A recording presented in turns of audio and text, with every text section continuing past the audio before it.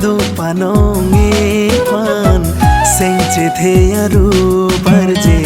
sido verji dena sengche the aru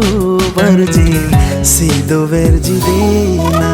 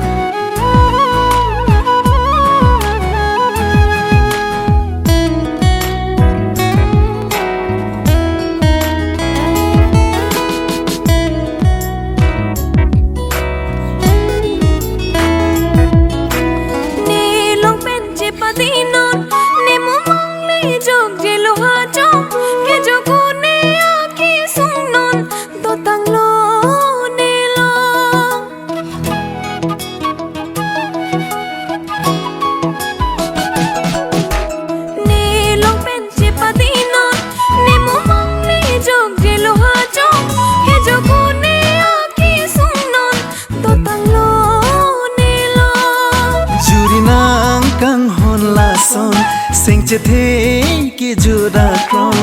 rana me kang hona bang doi tumalo jong hele nang ni ching hon non ne kai ki ju ta lo nang ne che the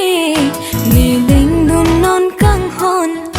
lan bo ra pir bi along nong nam ke long a kang hon li ki jut lo non ni che lo po ha cho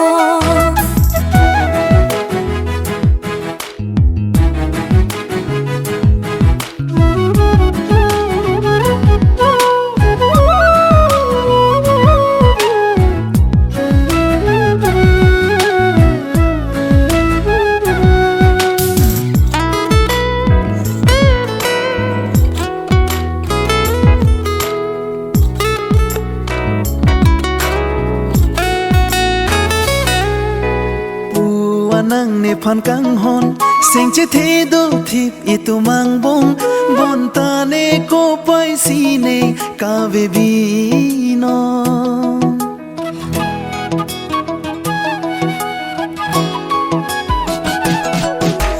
ne din so se ma kang hon sampung pet wo leng ji ne ko son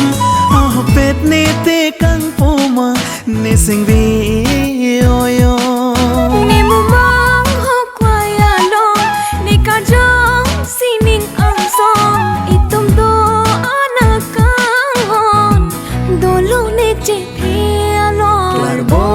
pir bi along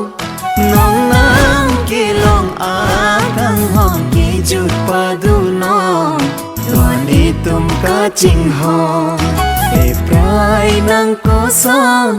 ni sing ni oi ong e kai pa du si ki jut si a kang hong